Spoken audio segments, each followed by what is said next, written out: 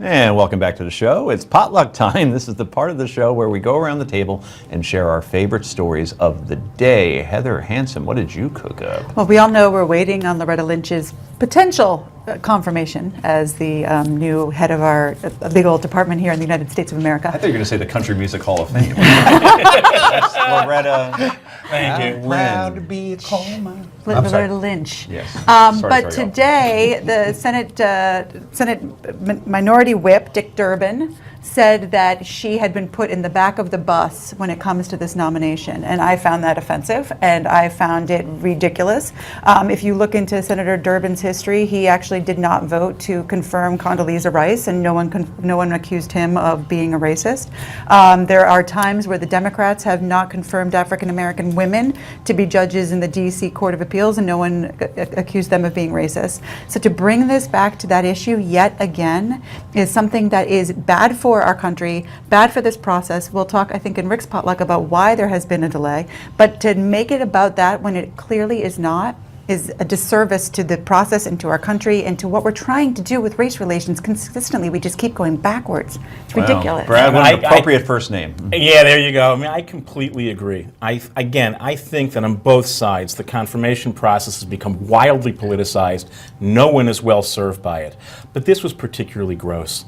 The truth is, we have a lot of real issues about race in this country to deal with. And for someone who sits in the Senate to now play the race card on this is so wrong, because it actually undermines many of the things that Durbin supposedly is committed to. It makes it harder. It's exactly what goes on that makes it impossible to address the real issues of race. It's just wrong. This is why people have no confidence in the guys on the Hill. Yeah, this is why. I'm going to agree too. It was a really, really bad choice of words, and maybe worse than that. I'll go that far. I'm not happy with the way she's being treated in this process. It's been 6 months, but he should not have gone there. I completely agree. And it does for people who aren't able to spend all day reading this stuff and following up on it. It's all they hear, and they believe it, and then it just makes it so much worse. And we're trying so hard to fix it. And I think it goes back to what we talked to once before about our race relations worse under this administration, and for reasons like this. I think we should go to Starbucks and talk about this.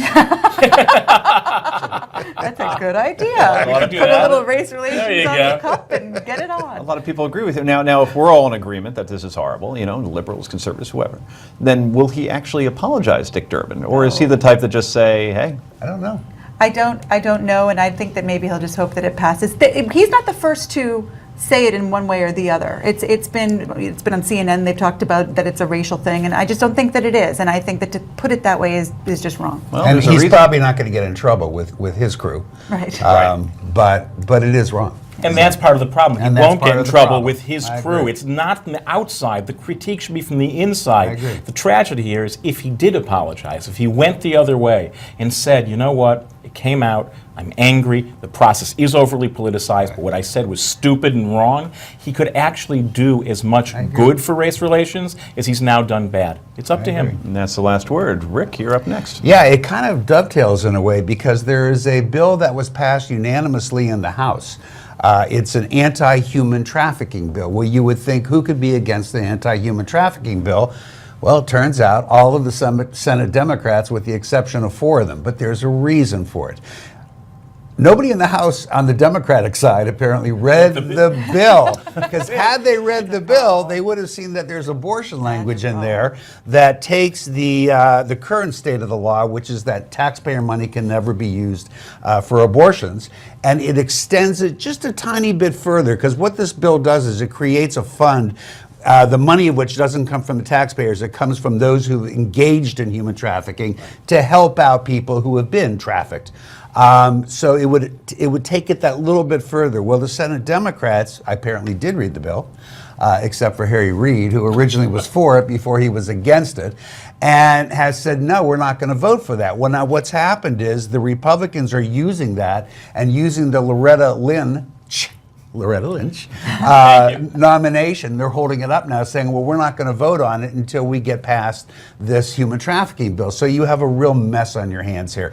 That's wrong. That's not the way you should do it. The woman has been waiting for an up or down vote since November. If you want to vote against her, that's the prerogative of the Senate, but vote. You don't mix it up with this. Will we ever get to the point on either side where we're not playing these stupid politics games. You know what I don't get? Why hold up this nomination when the alternative is Eric Holder, telling you. who they feel is the most Who they polarizing hate. But attorney they've fallen general in in love history? with him. They don't want him to go. But I don't- Who knew?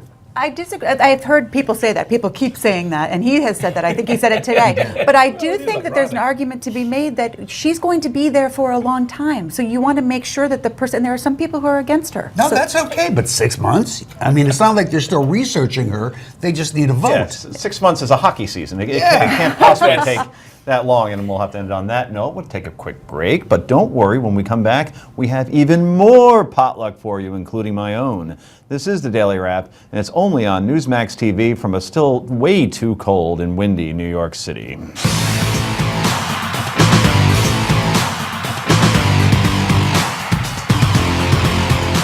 And welcome to the Daily Wrap. I'm your host, Joe Conchin. If you're just joining us, we're in the middle of our potluck, where we're sharing our favorite stories of the day, and we're already at my turn. Look at that. Things seem really bad at fraternities across the country, don't they?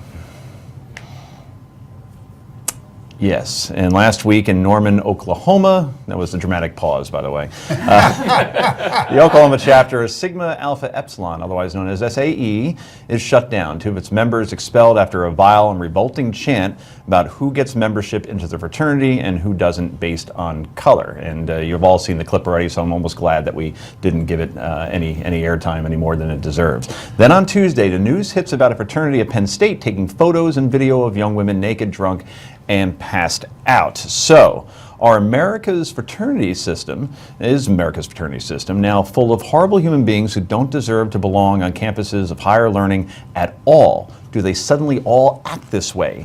The answer, once again, goes back to what I'm holding in my hand right now. If it could come back on me, people. This is a phone, right? Is it a phone? I guess. Well, I rarely get calls on it whatsoever outside of my wife. Nope. This, actually, is a high-definition camera and satellite uplink, all in this little iPhone right here. I can take beautiful HD video and photos and share them with the world instantly. Now, I've been to plenty of fraternities in my day, even lived in one with my room, a triple, okay, which is kind of cool. My roommates were never there because they had girlfriends off campus. Perfect. So I had this whole thing to myself, and therefore more space, and it featured a full-length bar that I actually built from scratch. True story. Anyway, I witnessed plenty of hijinks along the way. But if you want to chronicle someone doing this, and this was back then, this is the 90s, it went on something called videotape. It couldn't be transmitted or shared unless you put it in a machine somewhere. There was no instant uploading to Facebook, YouTube, or Twitter. You could share, a moment like this. Frank! Hey, honey! Hey! What the hell are you doing? We're streaking! We're going up through the quad to the gymnasium! Who's streaking? There's... Yeah, see? You couldn't film that unless you actually took the videotape and gave it to a news organization or something. Or, something out of Animal House. Let's, yes.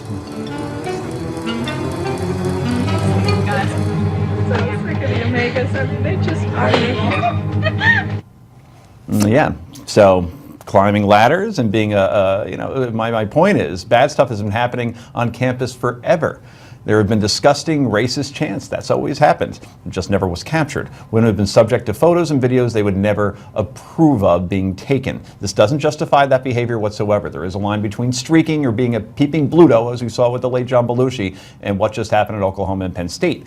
But what used to stay secret or hidden or destroyed will now be available for all the public to see. And we're going to be seeing it again and again and again in the next couple of days, weeks, and month alone. And it's all thanks to these.